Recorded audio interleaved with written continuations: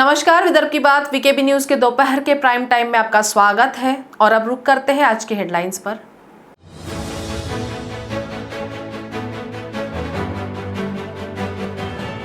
Covid संक्रमण के खतरे के beach Nagpur वासियों को राहत, नियमों के साथ नागपुर जिले को किया गया अनलॉक।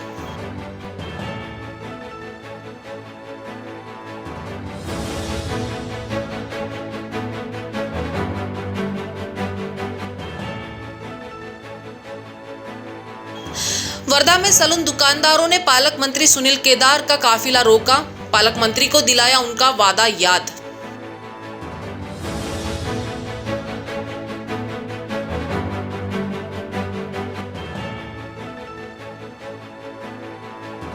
और पेट्रोल डीजल वृद्धि के खिलाफ कांग्रेस का पूर्व नागपुर में प्रदर्शन।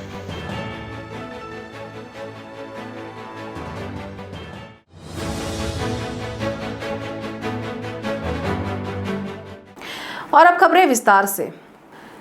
कोविड महामारी से जूझ रहे नागपुर जिले के लोगों की सुरक्षा के लिहाजे से प्रशासन ने एक सतर्क पहल की है।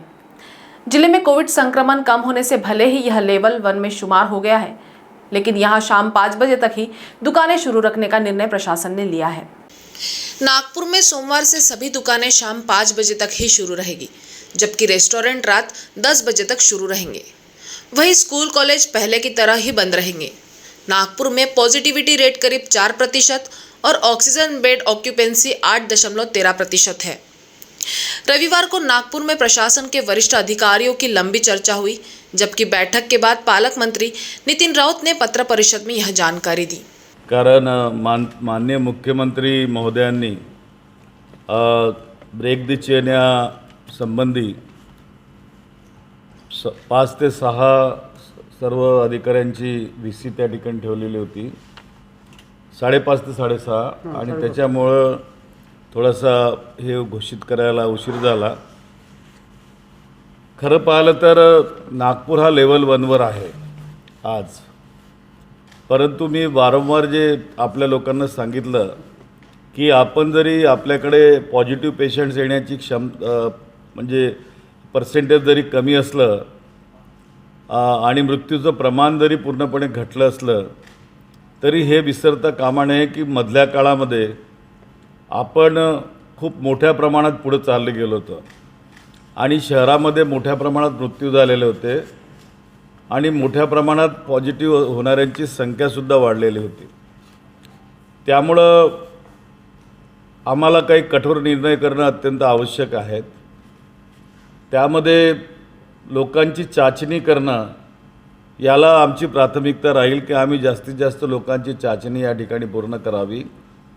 तद्वतच आमचं जे वॅक्सिनेशन आहे, जो कोटा ज्या पद्धतीने येईल त्या पद्धतीनं वॅक्सिनेशनसुद्धा फास्ट करण्याची गरज या ठिकाणी आहे।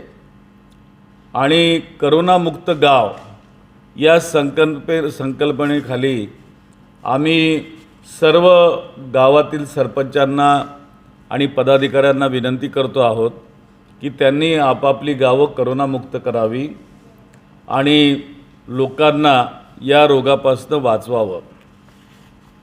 आज या ठिकाणी उद्यापासून जे अनलॉक करायचं आहे त्यामध्ये जे वेळापत्रक आम्ही या ठिकाणी ठरवलेलं आहे ते असं आहे की जी एसेन्शियल कमोडिटीची दुकानं आहेत आणि त्याच्या संबंधित जी काही दुकानं असतील ती संध्याकाळी 5 वाजेपर्यंत सुरू राहतील।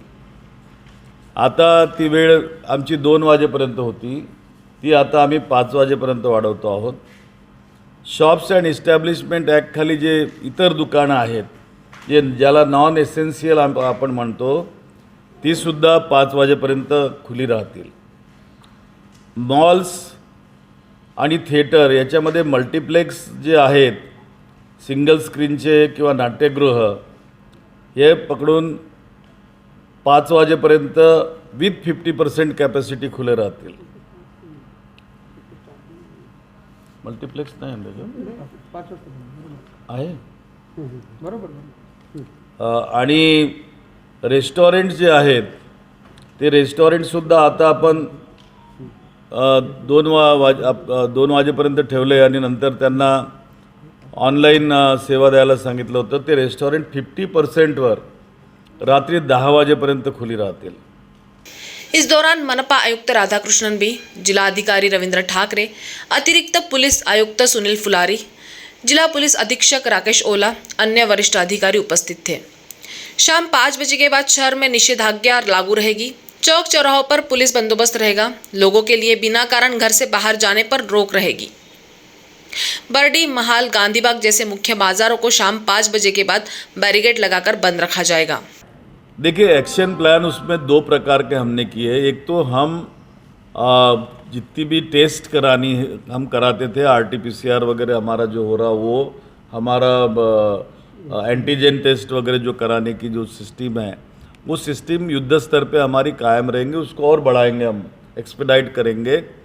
और गांव देहातों में भी सब लोगों को हमने यहाँ इसकी सूचना दी जाएंगी कि आप जब काम पे जाएंगे, क्योंकि खेती के काम अभी चालू होने वाले हैं, तो मास्क पहनते वक्त मास्क गंदा अगर होता होगा उसको फेंक के नया मास्क पहने, क्योंकि मास्क गंदा हो गया और वही अगर उन्होंने नाक पर चढ़ा दिया तो उससे म्यूकरमाइकोसिस होने के चांसेस बहुत ज़्यादा है।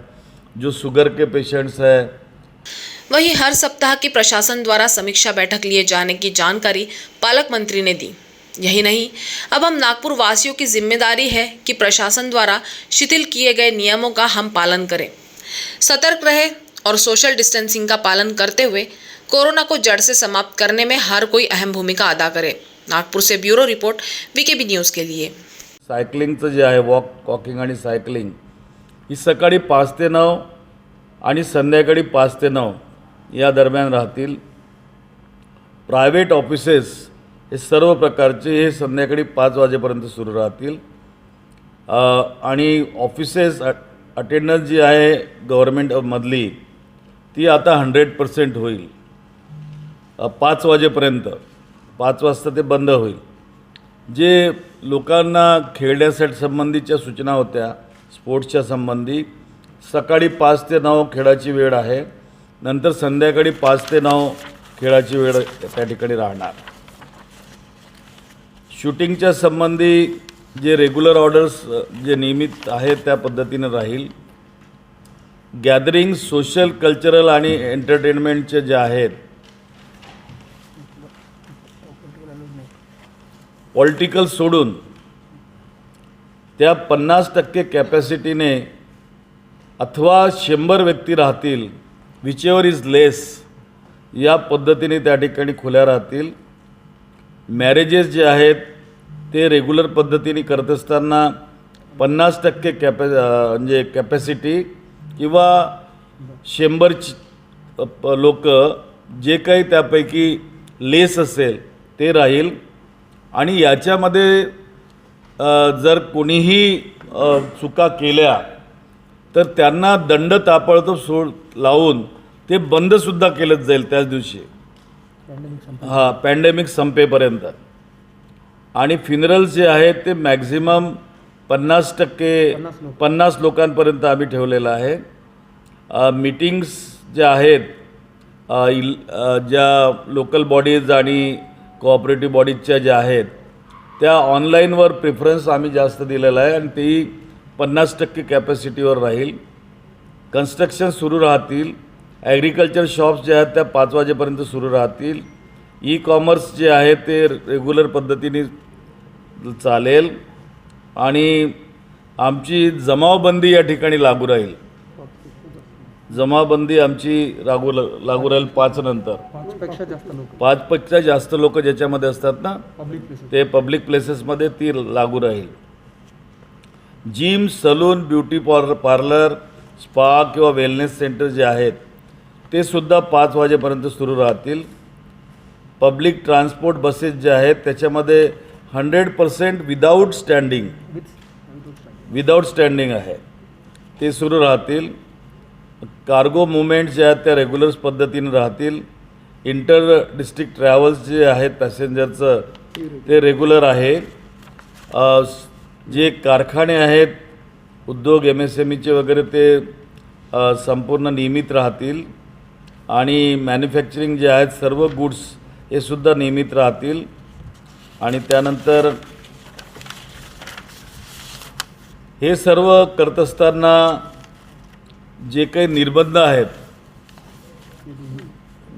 हां त्याच्यामध्ये डाटा सेंटर्स वगैरे आहेत ते सुद्धा राहतील रेग्युलर आणि schools colleges coaching classes and other educational institutions it will be the remain closed ते सुरू होणार नाही आता आणि परंतु त्यांच्या ऑफिसेस जे आहेत ॲडमिनिस्ट्रेटिव्ह पर्पजेससाठी किंवा प्रॅक्टिकल एक्झामसाठी किंवा त्यांचे फायनान्शियल इश्यूज असतील किंवा ऑनलाईन इश्यूज असतील यासाठी त्यांचं ते सुरू राहील रिलिजियस प्लेससुद्धा 5 लोकांच्या वरती त्या ठिकाणी अलाउड राहणार नाही मागच्या वेळी होतं तेवढंच इट इज रिमेंड क्लोज्ड परंतु मागच्या वेळेला जसं होतं तसं आतमध्ये जे आहेत स्वच्छता करणे किंवा जो कोणी पुजारी तिथं राहतो ते अलाउड या ठिकाणी केलेलं आहे मागच्यासारखंच म्हणजे नवीन नाही त्याच्यामध्ये काय मंदिर बंदच राहतील मंदिर बुद्धविहार गुरुद्वारा हे सगळे बंद राहतील मॉस्कमध्ये लोक राहतात चर्चमध्ये बहुतांश करून राहतात ते थोडंसं तुमचं राहील स्विमिंग पूल्स आणि अम्युजमेंट पार्क्स हे सुद्धा बंद राहतील आता हे सगळं असताना मी मगाच सांगितलं आपणास की हे सगळं करत असताना जे निर्बंध आम्ही लावलेले आहेत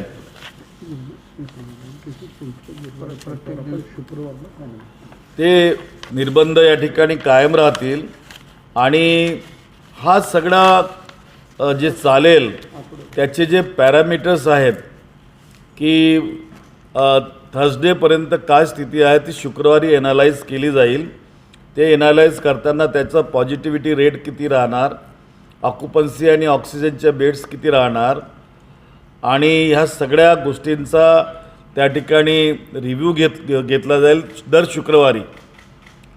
शुक्रवारी आणि कुठेही असं आढळलं की आम्ही पार करतो आहोत आमचं या ठिकाणी चुका घडत आहेत की पॉझिटिव्हिटी रेट वाढतो आहे या ठिकाणी मृत्यूचा दर वाढतो आहे तर आम्हाला पुन्हा आमच्या ओरिजिनल याच्यावरती यावं लागेल आणि त्या पद्धतीने ते या ठिकाणी करावं लागेल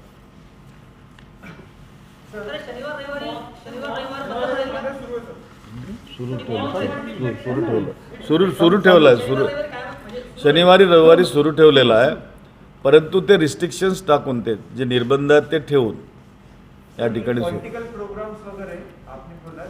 पॉलिटिकल अलाउड नहीं है अलाउड नहीं रिलीजियस कल्चरल और एंटरटेनमेंट ऑफ 50% रिलीजियस नहीं सोशल एंड कल्चरल हाँ 100 लोक 100% या तो हॉल जो है उसकी कैपेसिटी जो 50% 2 में से जो लेस रहेगा उतना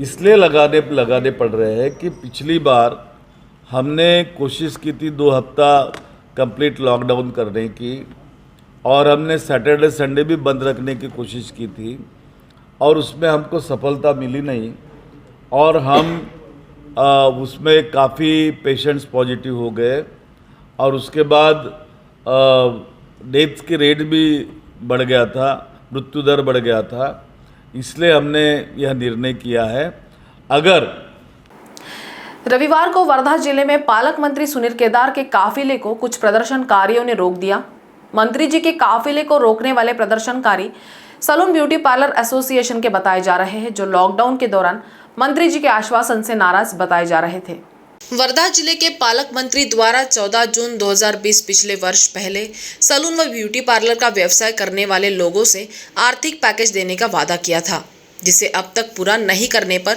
रविवार को जब पालक मंत्री सुनील केदार जब वर्धा पहुंचे तब लोगों ने उनका काफिला रोक दिया और उनके द्वारा दिए गए आश्वासन की याद उन्हें दिलाई इस प्रदर्शन से कुछ समय के लिए तनाव की स्थिति निर्माण हो गई थी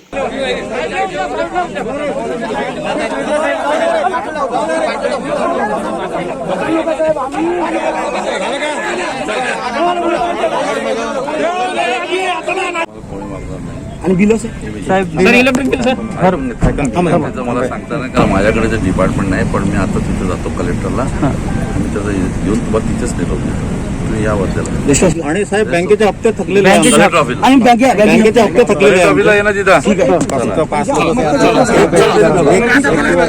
गौरतलब है कि पिछले 2 महीने से लॉकडाउन के कारण सलून दुकानदारों पर भी आर्थिक संकट आ पड़ा है। ऐसे में घर चलाना तक मुश्किल हो गया है। इसी बात के मद्देनजर पिछले वर्ष किए गए वादे को पूरा करने के उद्देश्य और मंत्री जी को उनका वादा याद दिलाने के लिए सलून व ब्यूटी पार्लर एसोसिएशन द्वारा प्रदर्शन किया गया। नागपुर में सोमवार को नागपुर शहर कांग्रेस कमेटी द्वारा पेट्रोल और डीजल के बढ़ते दामों के खिलाफ प्रदर्शन किया गया, जिसका नेतृत्व कांग्रेस प्रदेश कमेटी के सचिव उमाकांत अग्निहोत्री द्वारा किया गया। मोदी सरकार पेट्रोल का दाम कम करो, मोदी सरकार